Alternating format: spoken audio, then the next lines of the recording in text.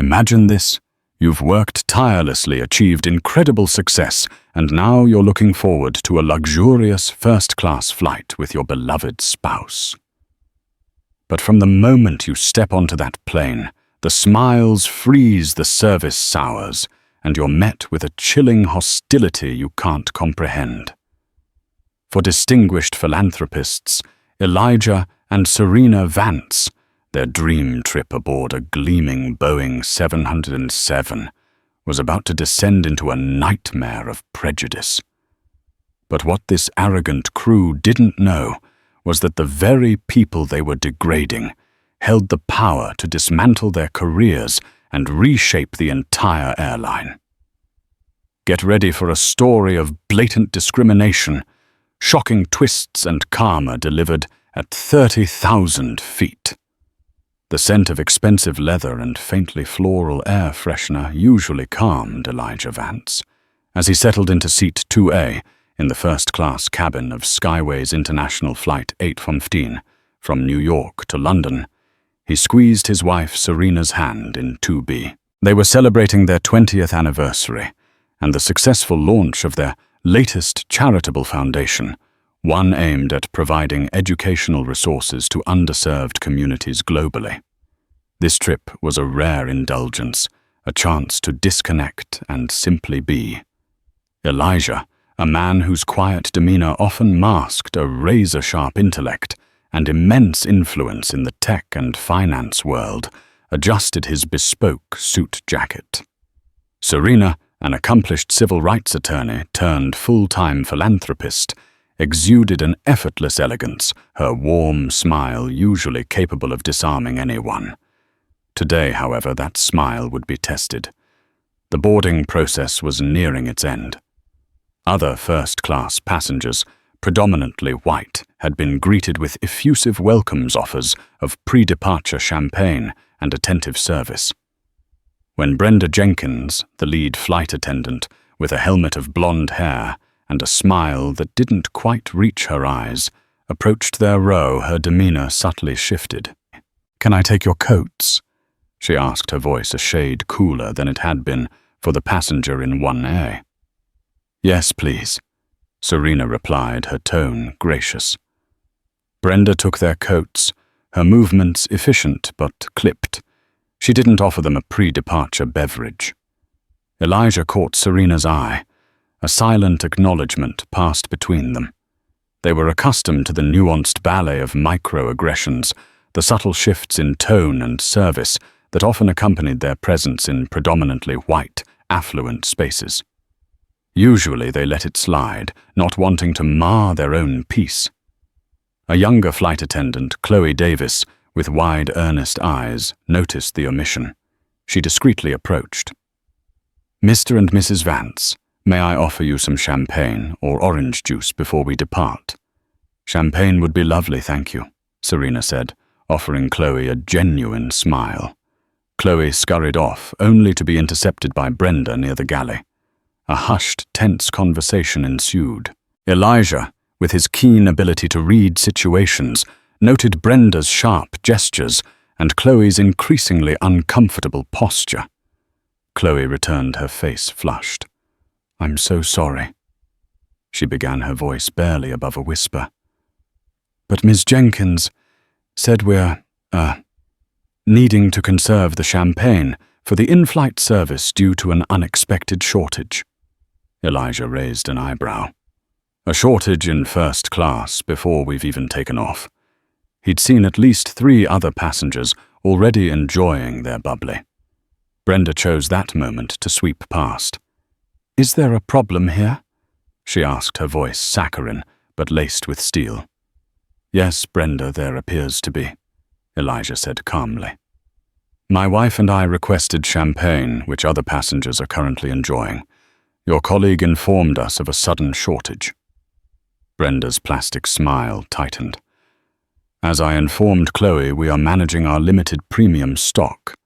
We can offer you juice or water at this time. Full beverage service will commence after takeoff." She didn't make eye contact with Serena, addressing all her comments to Elijah. "But the gentleman in 1A," and the couple in 3D and 3F are currently enjoying champagne. Serena pointed out, her voice polite but firm. Are they part of a different premium stock allocation? Brenda's eyes flickered towards Serena, a flash of something ugly in their depths. Ma'am, I am the lead flight attendant on this aircraft. I am responsible for managing inventory. If you wish to file a complaint upon arrival, you are welcome to do so.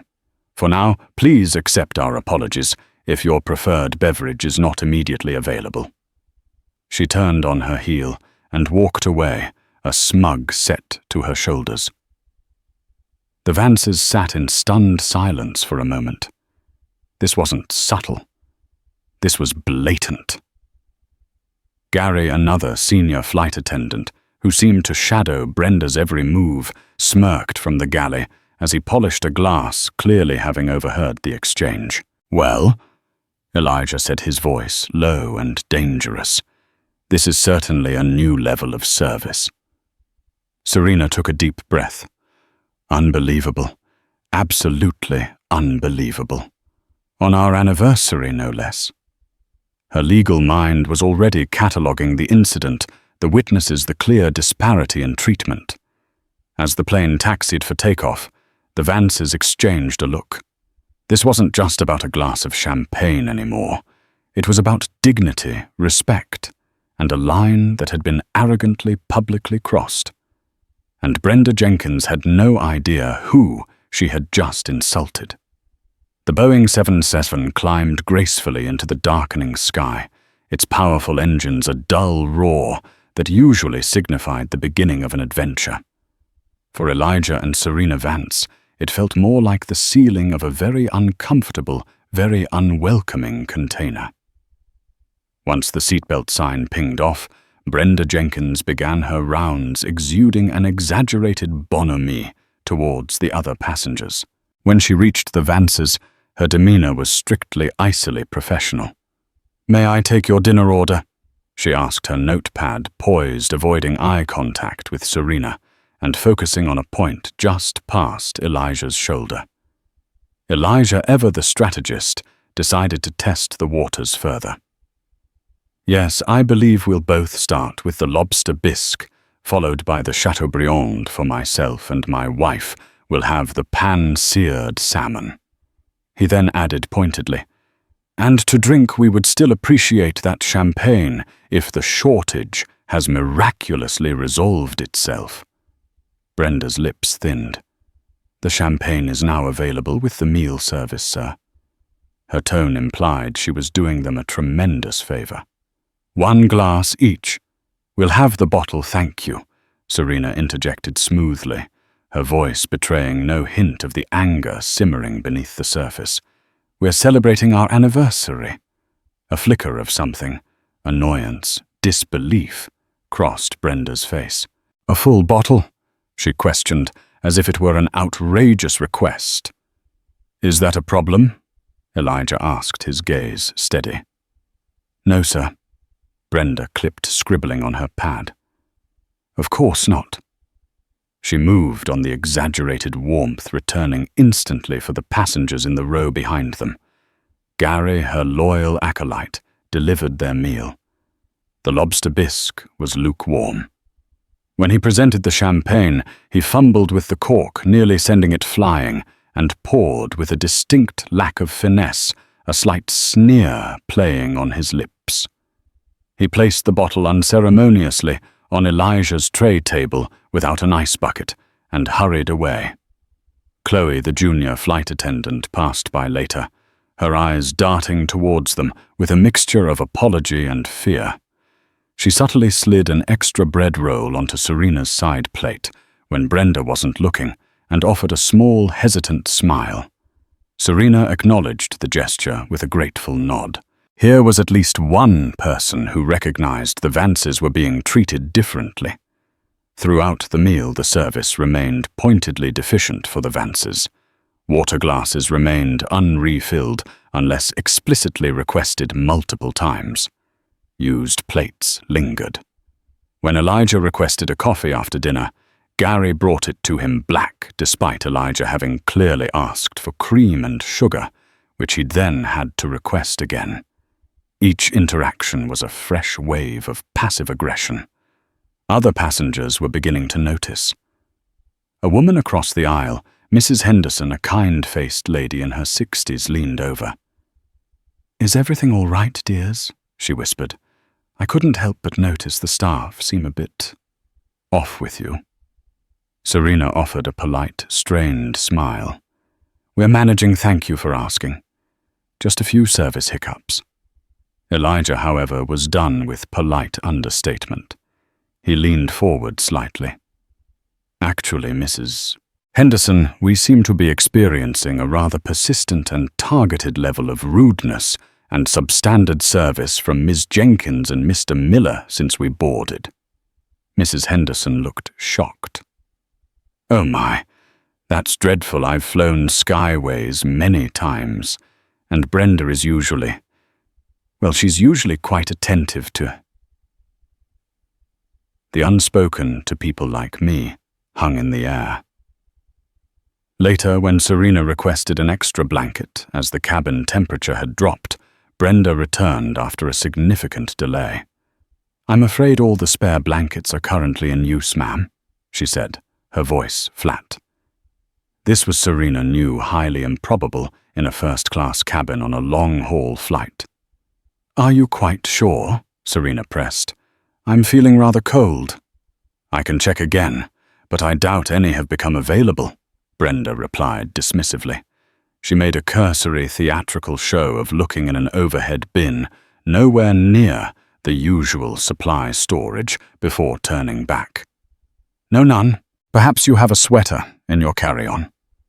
Elijah, who had been observing this exchange with a simmering fury, finally spoke, his voice dangerously quiet.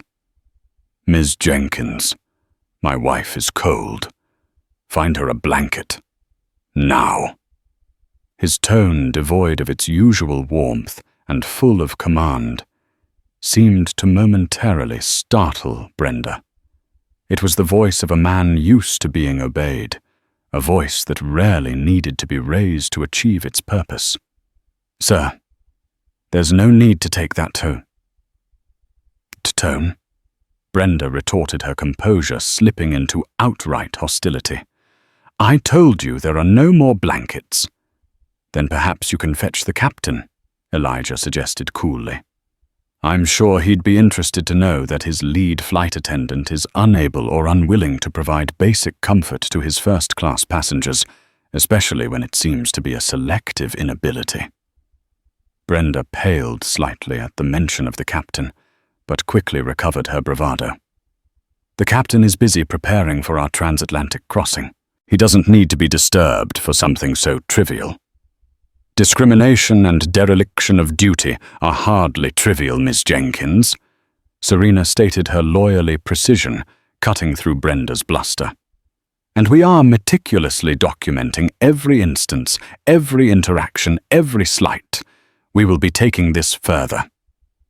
A nervous silence fell over their section of the cabin. Other passengers were now openly staring conversations, ceasing. Gary hovered anxiously in the background. Chloe looked mortified. Brenda, realizing she may have overplayed her hand, but too proud to back down, scoffed. "Document whatever you like. I'm just doing my job." She then turned to the other passengers with an oily smile. "So sorry for the disturbance, folks. Just a little misunderstanding." She hurried back to the galley, shaken but defiant. A few minutes later, Chloe appeared almost tearfully with a fresh plush blanket. "Ms. Jenkins found one in the crew rest area," she mumbled, avoiding eye contact, and quickly handed it to Serena. "Thank you, Chloe," Serena said gently. "We appreciate your efforts." The rest of the flight passed in a thick, uncomfortable tension. The Vances ate little more, spoke only to each other in low tones, and meticulously noted times, names, and specifics of each demeaning incident on Elijah's tablet.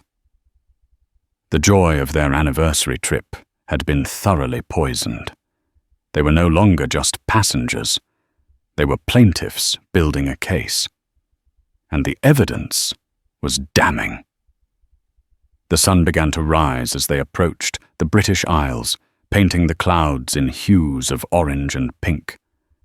It was a beautiful sight, utterly lost on the Vances who were steeling themselves for the next phase of what had become an infuriating battle. They weren't just fighting for a better flight experience. They were fighting against an insidious prejudice that they, despite all their success, still encountered far too often. Brenda Jenkins, meanwhile, busied herself in the galley complaining to Gary about those difficult passengers in 2A and 2B. "They think because they're in first class, they own the plane," she seethed, "threatening to report me the nerve of some people." Gary nodded sympathetically. "Don't worry, Bren. Captain Miller will have your back. He always does. These types always try to pull something." They had no inkling of the storm that was about to break, not just over their heads, but over the entire Skyways International Airline. The landing gear of the Boeing 777 was about to touch down, and with it, the end of their careers as they knew them. As the Boeing 777 descended towards Heathrow Airport, an announcement crackled over the PA system. "Ladies and gentlemen, this is Captain Miller. We are beginning our final descent into London. Cabin crew, please prepare for landing." Brenda Jenkins and Gary exchanged a look of vindicated relief. The ordeal as they saw it was almost over. They went through the motions of securing the cabin, their interactions with the Vances now reduced to curt, monosyllabic instructions. Elijah and Serena remained outwardly calm. But inside a storm of indignation and resolve was brewing. Serena meticulously reviewed the notes on Elijah's tablet, ensuring every detail of their mistreatment was accurately recorded. The denied champagne, the lukewarm food, the forgotten coffee accompaniments, the refusal of a blanket, the condescending tones, the dismissive attitude. It was a litany of unprofessionalism, and more disturbingly clear bias. Upon landing as the plane taxied to the gate, Brenda made a point of stopping by every other first-class passenger, offering warm goodbyes and thanks for flying Skyways International. She conspicuously bypassed the Vances. When the doors opened, Elijah and Serena waited patiently for the other passengers to disembark. As they finally rose to leave, Brenda stood guard at the exit, a smug expression plastered on her face. "We trust you'll find another airline for your future travel," she said, her voice dripping with sarcasm. "Oh, we won't need to, Miss Jenkins," Elijah replied, his voice dangerously even. "But you might," Brenda scoffed. "Is that a threat because I've already informed Captain Miller about your disruptive behavior?" "Disruptive behavior?" Serena arched an eyebrow. "My dear Miss Jenkins, you seem to have mistaken victims for perpetrators. But don't worry, clarity is forthcoming." They stepped on to the jet bridge. At the end of it, waiting with a grim expression, was Captain Miller, flanked by 2 airport security officers. Brenda and Gary hurried to join him, Brenda launching into an animated, aggrieved account. "Captain, those are the passengers I was telling you about, causing trouble the entire flight, demanding aggressive, threatening staff." Captain Miller, a burly man with an air of self-importance, puffed out his chest. He turned to Elijah and Serena. "Mr. and Mrs." He deliberately trailed off, as if their names were insignificant. "Vance," Elijah supplied calmly. "Elijah and Serena Vance." "Right. Well, Mr. and Mrs. Vance," Captain Miller began, his tone patronizing. "I've received a full report from my lead flight attendant, Ms. Jenkins, about your conduct on this flight, threatening crew members, making unreasonable demands, and generally causing a disturbance. This is unacceptable on Skyways International." Serena stepped forward.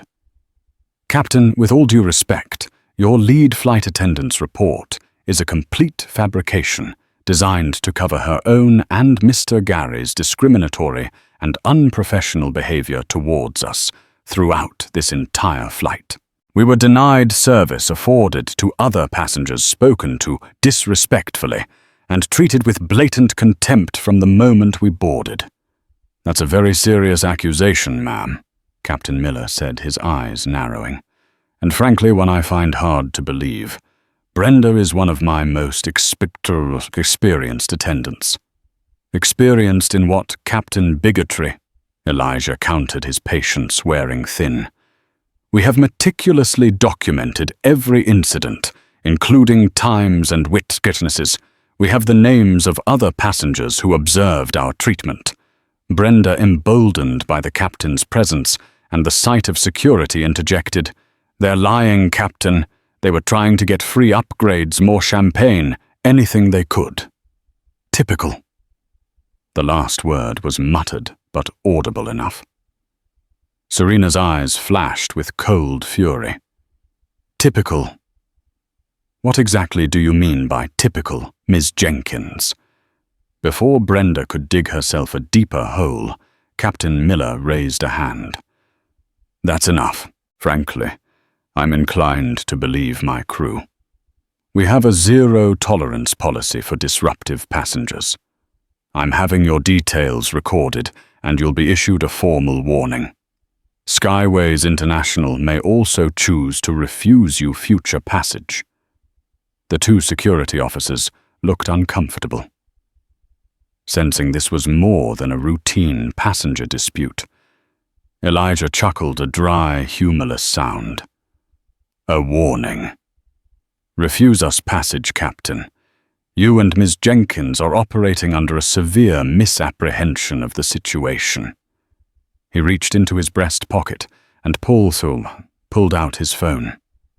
He scrolled through his contacts and tapped a name. The phone rang once before it was answered. "Marcus, it's Elijah Vance," he said, his voice now carrying an undeniable weight of authority. "Yes, I've just landed at Heathrow on your flight 815 from JFK. No, the flight wasn't pleasant. In fact, it was an unmitigated disaster of discrimination and incompetence. I'm currently on the jet bridge with Captain Miller, who seems to believe his crew's slanderous version of events. Yes, that Captain Miller." Captain Miller's ruddy complexion visibly paled. Brenda and Gary exchanged nervous glances.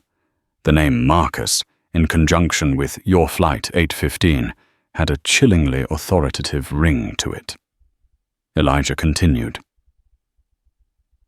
"Marcus, I need you to listen very carefully. My wife and I have been subjected to what can only be described as racially motivated mistreatment for the past 7 hours. Your captain is currently threatening to ban us from the airline. Yes, I suggest you rectify this immediately. In fact, I think it's time for that emergency board meeting we discussed. And I want Captain Miller, Miss Brenda Jenkins, and her little sidekick, Gary, I believe, to be present. We have a lot to discuss regarding the new direction of customer service and staff accountability at Skyways International, especially now that the Vance family holds a controlling interest in the company." Silence. Absolute stunned silence on the jet bridge. Captain Miller looked as though he'd been struck by lightning. Brenda's jaw had dropped, her smugness evaporating into sheer terror. Gary went white as a sheet. The airport security officers suddenly looked very keen to be anywhere else. Elijah disconnected the call. He fixed Captain Miller with an icy stare. "Captain, it appears your zero-tolerance policy is about to be tested from a different direction. My wife and I are as of last Thursday's acquisition, which will be publicly announced tomorrow morning, the new majority shareholders of Skyways International. And we are pending board ratification at the emergency meeting I've just called its newest board members." Serena, allowing a small grim smile to touch her lips, added, "So about that warning you were going to issue us, Captain." Perhaps you should save the paper. You're going to need it for your own statements. The power dynamic on that jet bridge hadn't just shifted. It had been utterly, irrevocably inverted. The hunter had just discovered it was, in fact, the prey. And judgment was coming. The Skyways International corporate headquarters near Heathrow, usually a hive of calm, controlled activity, was buzzing with an unprecedented level of frantic energy. Whispers of an emergency board meeting, called by new unnamed majority shareholders, had flown through the executive wing. The CEO, Marcus Thorne, a man known for his unflappable demeanor, looked decidedly flapped. Within 2 hours of Flight 855's turbulent arrival, turbulent in ways Captain Miller could never have fathomed, he, a visibly trembling Brenda Jenkins and a sweat-drenched Gary found themselves ushered into the opulent main boardroom. They had been kept in a sterile waiting room, forbidden from communicating with each other, their mobile phones confiscated pending review. The grandeur of the boardroom, with its polished mahogany table stretching an imposing length and plush leather chairs, only amplified their terror. The existing board members were already seated, their faces a mixture of curiosity, apprehension, and in Marcus Thorne's case, grim resignation. He knew the Vances by reputation, titans of industry, shrewd investors, and crucially, people with a deep commitment to ethical practices. He had been in talks with their investment firm for months regarding a much-needed capital injection and a potential buyout. The deal had been finalized quietly, with the public announcement slated for the next day. He'd even scheduled a preliminary welcome dinner with them for that evening. He never imagined their first significant interaction would be under these catastrophic circumstances. The heavy oak doors of the boardroom opened, and Elijah and Serena Vance entered. They were no longer the weary, mistreated travelers from Flight 815. They were impeccably dressed, Serena in a sharp power suit, Elijah radiating quiet authority. They looked every bit the formidable figures who now controlled the destiny of Skyways International. Marcus Thorne rose. Elijah, Serena, welcome, though I wish the circumstances were more auspicious. Marcus. Elijah nodded, his gaze sweeping over the assembled board, then settling on the pale, terrified faces of Captain Miller, Brenda Jenkins, and Gary. Thank you for convening this meeting so quickly. There are pressing matters that require immediate attention. Serena, her voice calm but resonant, began. Ladies and gentlemen of the board, as you may now be aware, my husband and I, through Vance Industries, have recently acquired a majority share in Skyways International. Our official introduction as board members was scheduled for later this week, but events of the past 12 hours have necessitated an acceleration of that timeline. She paused, letting the weight of her words sink in. Our journey to London today on Flight 815 was, to put it mildly, an appalling introduction to the customer service standards, or lack thereof, currently tolerated within this airline, particularly within your first-class service. Elijah took over, his tone measured but unyielding. We were subjected to a consistent pattern of discriminatory behavior, unprofessional conduct, and outright hostility from certain members of the cabin crew. Specifically, Ms. Brenda Jenkins and Mr. Gary Smith, abetted by the subsequent dismissive and threatening attitude of Captain Alistair Miller. Captain Miller flinched at the full formal use of his name. Brenda looked like she might faint. Gary seemed to shrink into his chair. Serena then proceeded to recount with chilling precision every detail of their ordeal. She started with the deliberately withheld pre-departure champagne, the disparity in service compared to white passengers, the lie about the champagne shortage, the lukewarm food, the forgotten coffee, the denied blanket. Brenda's snide remarks, Gary's sneering complicity, and Captain Miller's immediate unquestioning acceptance of his crew's fabricated story on the jet bridge, culminating in his threat to ban them from the airline. As Serena spoke, Chloe Davis, the junior flight attendant, was quietly ushered into the boardroom. She had been located at her hotel and brought in looking nervous but resolute. "Davis," Elijah said gently, "thank you for joining us. Could you please share your observations regarding the service provided to my wife and me on Flight 815? Chloe, her voice trembling slightly but clear, recounted what she had witnessed Brenda intercepting her when she tried to serve the Vances champagne. The hushed, angry instructions from Brenda, the clear difference in how Brenda and Gary treated the Vances compared to other first-class passengers. She even mentioned overhearing Brenda and Gary in the galley making disparaging remarks about those passengers in 2A and 2B and their entitlement. "And what happened when Mrs. Vance requested a blanket, Chloe?" Serena asked. "Ms. Jenkins told Mrs. Vance there were no spare blankets," Chloe stated. "But I knew there were. We always have extras, especially in first class. She just didn't want to give one to her. A little later, after Mr. Vance insisted, Miss Jenkins found one in the crew rest area and had me take it to you. She was very angry." The faces of the existing board members grew grimmer with each revelation. This wasn't just a customer service complaint. This was a systematic, targeted mistreatment with racial undertones witnessed and now corroborated. Elijah turned his attention to the accused trio. "Ms. Jenkins, do you have anything to say in your defense?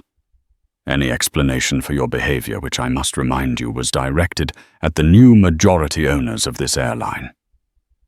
Brenda opened her mouth, then closed it. What could she say? The evidence was overwhelming. The people she had scorned and insulted held her entire career in their hands. She finally stammered, It was a misunderstanding. A very stressful flight. I may have been short with them. I apologize if my actions were misinterpreted." Misinterpreted. Serena's voice was like ice. "There was no misinterpretation, Ms. Jenkins. There was clear, calculated disrespect. You lied. You withheld service. You treated us as less than other passengers. Less than human, perhaps." Brenda flushed a deep, mottled red. "No, never I. I've been with this airline for 22 years. I have an impeccable record. We'll be the judge of that." "Ms. Jenkins," Elijah said coolly, "Marcus, I trust a full review of Ms. Jenkins and Mr. Smith's personnel files, including any past passenger complaints, will be conducted immediately." "Absolutely, Elijah," Thorne confirmed, already making a note. He knew this was just the beginning. "Captain Miller," Elijah continued, his gaze now fixed on the pilot. "You blindly supported your crew, threatened paying passengers who were in fact the victims, and demonstrated an appalling lack of judgment and due diligence. You didn't even bother to hear our side of the story before pronouncing judgment on that jet bridge. Is that standard Skyways international procedure?" Captain Miller, who had always prided himself on his authority and decisiveness, looked utterly defeated. "No, sir, it's not. I made an error in judgment. I listened only to my crew. I apologize. Profusely." "Your apology is noted, Captain," Serena said. "But an error in judgment of this magnitude from someone in your position of command has severe implications for passenger safety and trust. What if the situation had been a genuine security concern you'd misread so badly?" The board members murmured in agreement. The implications were indeed chilling. Elijah Vance stood his presence, commanding the room. "Effective immediately, Ms. Brenda Jenkins and Mr. Gary Smith are suspended without pay, pending a full and thorough investigation into this incident and their past conduct. All access to Skyways International property and systems is revoked. He looked at Captain Miller. Captain, you are also suspended effective immediately pending the same investigation. Your command authority is revoked. You will surrender your credentials before leaving this building. The three of them sat stunned into silence, the weight of their new reality crashing down. Furthermore, Elijah announced, Serena and I are formally accepting our positions on the board, effective immediately. Our first order of business will be a complete overhaul of customer service training, with a specific focus on diversity, equity, inclusion, and anti-bias protocols. What happened to us on Flight 815 will never happen to another passenger on this airline if we have anything to say about it. Serena added, We will also be establishing a new independent passenger advocacy office within Skyways to ensure all complaints, especially those involving discrimination, are handled swiftly, impartially, and with the utmost seriousness. And Chloe Davis, she said, turning to the young flight attendant with a warm smile, your integrity and courage have not gone unnoticed. We will ensure you are protected from any retribution and recognized for your honesty. Chloe looked overwhelmed, tears welling in her eyes, but she nodded gratefully. The meeting was adjourned. As security personnel discreetly summoned by Thorne entered to escort the suspended crew members from the building, Brenda Jenkins finally broke. "You can't do this," she shrieked, her carefully constructed composure shattering. "I have rights. 22 years I gave this company. You can't just destroy my life over a damn blanket and some champagne." Elijah looked at her, not with anger, but with a profound sadness. "Ms. Jenkins, this was never about a blanket or champagne. It was about decency. It was about respect. It was about your abuse of the little power you had. And now you are facing the consequences of that abuse. Your life is not destroyed. Your career as you knew it, built on such behavior, is simply over." The heavy oak doors closed behind them, leaving a stunned silence in the boardroom. The Vance era at Skyways International had begun not with a toast of champagne, but with a swift and decisive act of justice. The days following the emergency board meeting were a whirlwind of activity at Skyways International. Under the keen eyes of Elijah and Serena Vance, the promised investigation into the conduct of Brenda Jenkins, Gary Smith, and Captain Alistair Miller began with ruthless efficiency. It was led by an external HR consultancy known for its impartiality and thoroughness, a move insisted upon by Serena to ensure no internal biases could shield the guilty. The personnel files were the first to be dissected. Captain Miller's record was largely clean, though a few minor notes about an authoritative communication style hinted at an arrogance that had clearly festered. Gary Smith's file showed a couple of informal complaints about curtness over his 12-year career, but nothing that had ever triggered formal disciplinary action. He was largely seen as Brenda's less charismatic shadow. Brenda Jenkins's file, however, was a Pandora's box. While her early years showed glowing reviews, the last decade painted a different picture. Sprinkled amongst commendations for efficiency were a slowly increasing number of passenger complaints. They were subtle at first. Flight attendants seemed dismissive, felt unwelcome. Service was perfunctory. But in the last 3 to 4 years, the complaints became more pointed. Several mentioned a hostile attitude, particularly towards passengers of color or those perceived as demanding. There were 2 formal complaints from black passengers who felt they were treated with disdain, mirroring the Vance's experience, though neither had escalated beyond a form letter apology from customer relations and a travel voucher.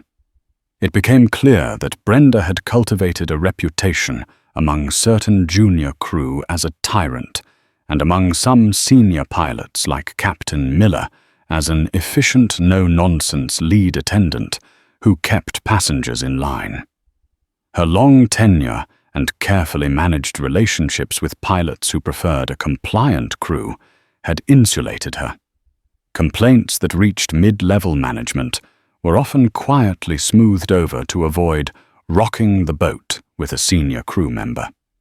The investigators interviewed other crew members from Flight 815 and previous flights with Jenkins and Smith. An unsettling pattern emerged. Several junior attendants speaking anonymously at first, then more boldly as they sensed genuine change under the Vances described Brenda's preferential treatment of white passengers and her often disparaging remarks about others in the presumed privacy of the galley. Gary was her loyal enforcer, mimicking her behavior and reporting back to her. Chloe Davis's written testimony was a cornerstone detailing not just the Vance incident, but previous unsettling interactions she'd witnessed involving Brenda. Other passengers from Flight 815 were contacted.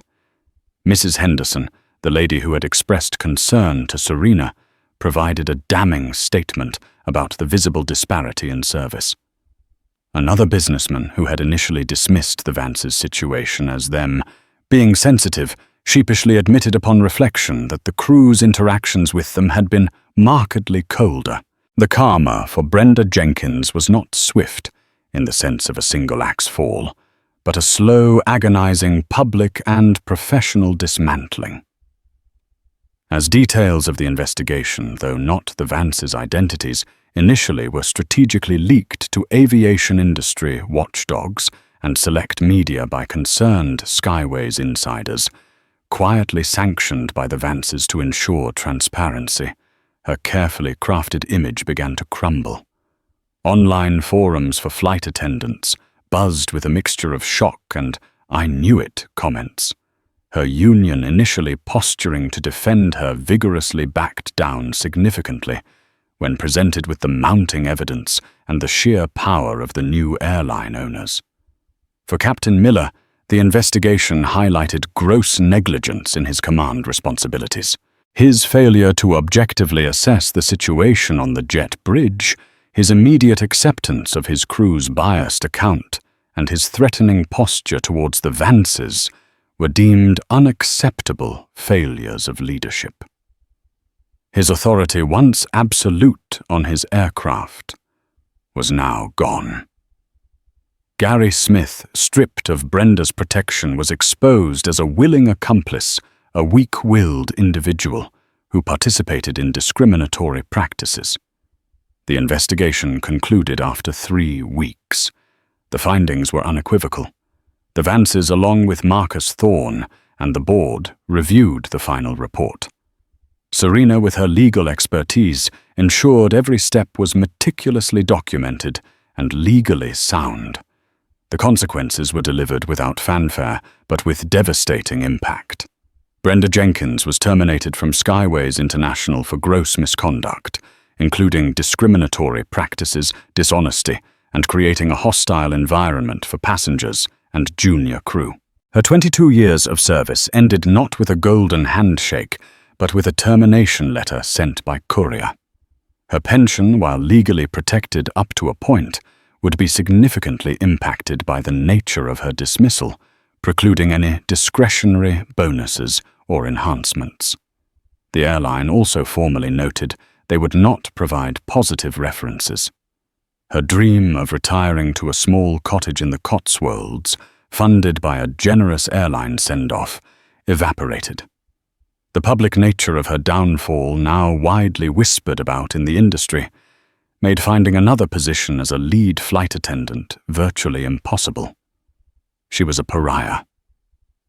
Gary Smith was also terminated for similar reasons, though his culpability was judged slightly less than Brenda's, as he was largely seen as following her lead. His career in aviation was similarly over. The shame of being marched out of headquarters was a lasting humiliation he recounted tearfully to his stunned family.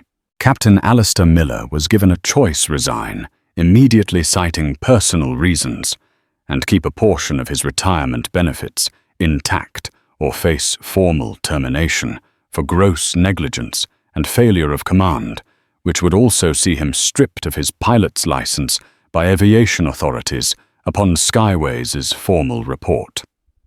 After a tense negotiation involving his lawyers, he chose to resign.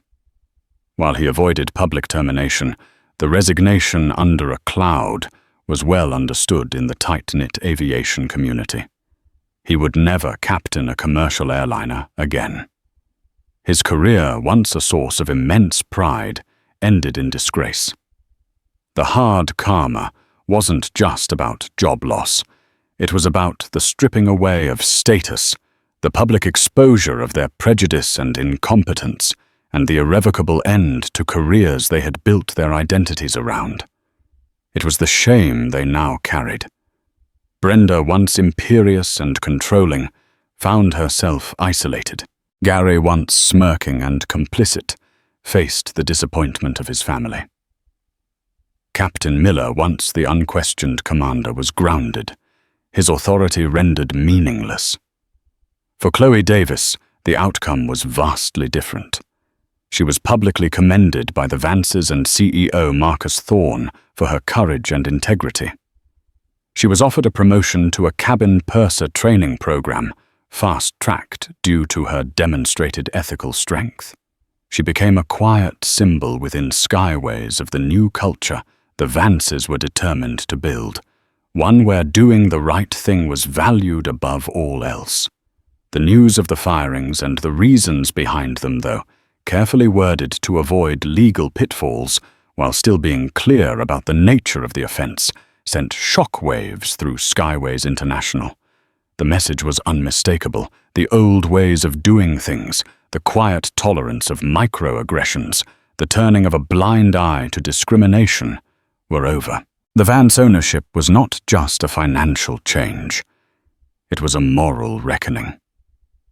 The months that unfurled after the decisive boardroom reckoning were not merely a period of transition for Skyways International. They marked a profound metamorphosis.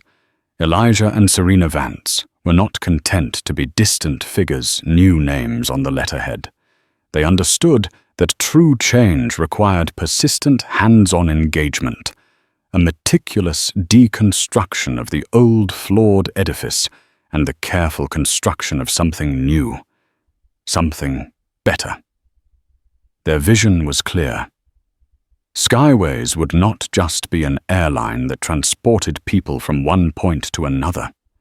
It would be an emblem of respect, inclusivity, and unparalleled customer devotion. Their flagship initiative, boldly named Skyways Cares, became the cornerstone of this transformation. This was far from the superficial corporate exercises in image polishing that so many jaded employees had come to expect. Elijah and Serena personally oversaw the selection of a renowned DEI consultancy, a firm known for its rigorous evidence-based approach rather than platitudes. The training programs developed were intensive and at times deeply uncomfortable for participants. They delved into the nuances of unconscious bias, using interactive workshops and real-world simulations that forced employees to confront their own potential prejudices and blind spots.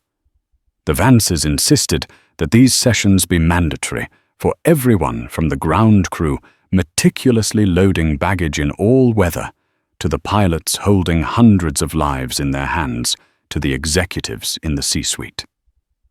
Serena, drawing upon her years as a civil rights attorney, was instrumental in crafting modules that addressed specific forms of discrimination, including racial bias, microaggressions, and the subtle ways in which power dynamics could corrupt service interactions.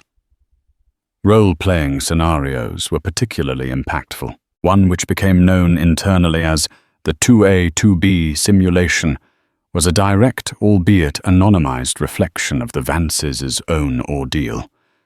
Employees took turns playing the roles of passengers and crew, experiencing firsthand the frustration and humiliation of being unfairly targeted, and then dissecting the interaction to understand how it could have and should have been handled differently. Initial resistance from some long-serving staff who felt they already knew how to do their jobs was met with patient but firm insistence from the Vances and a re-energized Marcus Thorne. Those who openly scoffed or passively resisted found their career paths at the new Skyways quickly stalling. The Independent Passenger Advocacy Office, IPAAO, Serena's brainchild, was established with significant resources and crucially genuine autonomy. Housed in a separate office suite away from the main customer relations department, to avoid any perception of undue influence, it was staffed by a carefully selected team of former ombudsman mediators and legal professionals. Their mandate was clear: investigate serious passenger complaints, especially those alleging discrimination or significant misconduct, with forensic impartiality. The IPAO had direct access to all relevant company data personnel files within legal boundaries and the authority to summon any employee for an interview. Their reports, complete with binding recommendations for disciplinary action policy adjustments or passenger compensation, went directly to a special subcommittee of the board co-chaired by Serena herself. In its first year, the IPAO investigated over 200 serious complaints. While many were resolved through mediation or minor corrective actions, a dozen resulted in disciplinary measures ranging from formal warnings to retraining, and in 2 particularly egregious cases unrelated to the Vance incident, but unearthed by the new system further terminations. The message was clear. Passenger dignity was paramount, and accountability was not just a buzzword. Elijah, with his astute understanding of technology and systems, focused on leveraging data to drive improvement. He commissioned a new customer feedback system that went far beyond simple satisfaction surveys. It used AI-driven sentiment analysis to identify subtle patterns in language that might indicate underlying issues with specific routes, crews, or even individual employees. This early warning system was designed to flag potential problems long before they escalated into formal complaints. He also championed the implementation of a state-of-the-art encrypted anonymous whistleblower hotline managed entirely by an independent third-party ethics firm. This provided a truly safe channel for employees to report concerns about misconduct, safety breaches, or discriminatory behavior without any fear of internal reprisal. It was through this hotline that several outdated and potentially unfair internal crew scheduling practices were brought to light and subsequently reformed. The journey was not without its undercurrents of discontent. A faction of veteran employees, particularly those who had thrived under the old, less scrutinized regime, grumbled about the new Skyways being too sensitive or overly bureaucratic. Some pilots quietly resented the increased oversight and the shift in power dynamics that saw cabin crew more empowered to report issues. There were hushed conversations in galleys and crew lounges about the good old days. However, the Vances and Thorne anticipated this. They made it clear that the new values were non-negotiable. Town hall meetings were held regularly, where Elijah and Serena personally addressed concerns, explained the rationale behind the changes, and reiterated their commitment. For those who remained resistant, a combination of further training, direct performance management, and if necessary, offers of early retirement or severance packages gradually thinned the ranks of the unwilling. The vast majority of employees, however, particularly younger staff, and those from diverse backgrounds, embraced the changes, feeling a renewed sense of pride and safety in their workplace.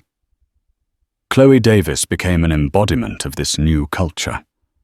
Initially hesitant about the spotlight, she was gently encouraged by Serena to share her story, always an anonymized version of the Flight 8115 incident during new hire orientations and recurrent training sessions. Her quiet courage and unwavering integrity resonated deeply. She wasn't presented as an extraordinary hero, but as an ordinary person who chose to do the right thing in a difficult situation, a standard to which all Skyways employees could aspire. Her fast-tracked promotion to cabin purser was not mere tokenism. She excelled in her new role, known for her calm leadership, her empathy, and her unwavering commitment to fairness. She became a mentor to junior flight attendants, often sought out for advice on navigating challenging passenger interactions or workplace ethical dilemmas. She was living proof that the new Skyways valued character as much as competence.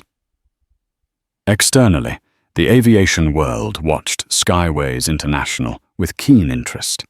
Initially, some competitors privately sneered, predicting that the soft approach would hurt the bottom line. But as Skyways' passenger satisfaction scores climbed as they began to win industry awards, not just for punctuality, but for Most Improved Airline Culture and Best DEI Initiative, the skepticism turned into grudging admiration and then, for some, emulation.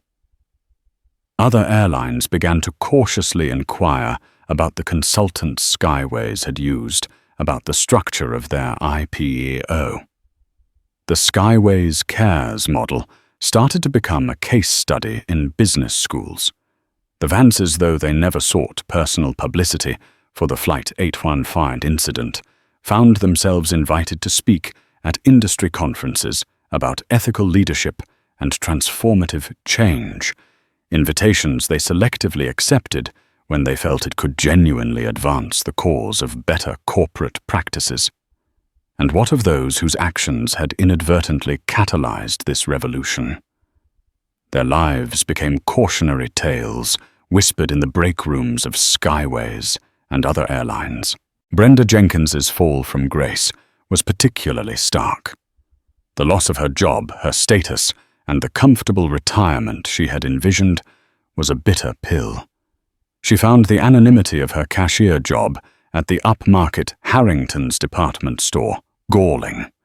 The forced smiles, the polite inquiries of, "Will that be cash or card?" were a constant grating reminder of the authority she once wielded. One particularly cruel irony occurred when a former Skyways colleague, now a captain with another airline, passed through her checkout line with his family. He didn't recognize her at first, her face etched with a permanent frown, her once immaculate blonde hair now lifeless. When he did, a flicker of pity mixed with awkwardness crossed his face. He mumbled a hello and hurried away, leaving Brenda burning with shame and impotent rage. She never truly accepted her role in her downfall, preferring to see herself as a victim of overly sensitive modern times and vindictive new owners. Her bitterness became a wall isolating her from potential friendships and further dimming her prospects. Gary Smith's experience was one of slow dawning regret. Living back in his childhood bedroom at 42, the recriminations from his disappointed parents were a daily burden. His call center job was mind-numbing, but it was all he could find.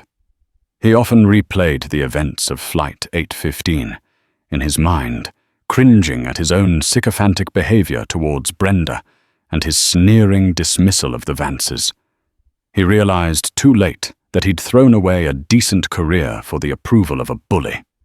He sometimes saw Chloe Davis's picture in Skyways' internal newsletters, that former colleagues would occasionally share her face bright with success, and felt a deep pang of what might have been if he'd shown even a fraction of her integrity.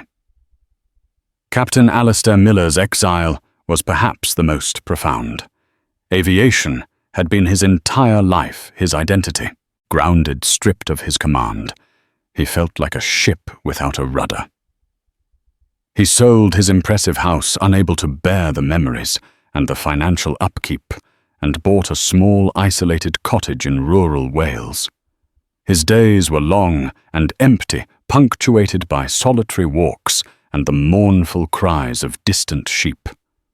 He avoided news about the aviation industry, but occasionally the Skyways livery on a plane, arcing high overhead, would catch his eye, a gleaming symbol of the world from which he was now irrevocably excluded. He understood his error, the catastrophic misjudgment on the jet bridge, but the weight of it was a crushing burden. He had let his arrogance and his blind trust in a flawed subordinate override his fundamental duty of care and fair assessment. It was a failure that would haunt him for the rest of his days. Elijah and Serena Vance, meanwhile, continued their multifaceted work. They flew Skyways frequently, often unannounced, observing the service, talking to the crew, ensuring the standards they had fought for were being maintained. There was a quiet satisfaction in seeing a flight attendant offer an unsolicited blanket to a passenger who looked cold, or witnessing a gate agent patiently assist a non-English-speaking traveler with genuine warmth. These small moments were the true dividends of their investment. The Flight 815 incident was a scar, a reminder of a painful experience, but it had also been a catalyst forging their resolve and reshaping an entire organization for the better. Their legacy at Skyways International wouldn't just be recorded in financial statements, but in the respectful interactions, the equitable service, and the renewed sense of pride that now defined the airline. The skies, for many, had indeed become a little friendlier, a little more, just because two people who had been wronged chose not just to seek retribution, but to build something better from the ashes of a very bad day. And there you have it, a shocking flight that turned into a boardroom coup, proving that sometimes the biggest power plays happen when you least expect them. Elijah and Serena Vance didn't just endure discrimination. They wielded their unrevealed influence to bring about sweeping change, ensuring that karma wasn't just a concept, but a concrete consequence for Brenda Gary and Captain Miller. Their story is a powerful reminder that prejudice can be found anywhere, but also that integrity and justice can triumph in the most dramatic ways. What did you think of this incredible turnaround? Have you ever witnessed anything like this? Let us know your thoughts in the comments below. If you were moved by this story of ultimate karma and justice, please give this video a thumbs up. Share it with your friends, and don't forget to subscribe and hit that notification bell so you don't miss our next unbelievable true-life drama. Thanks for watching.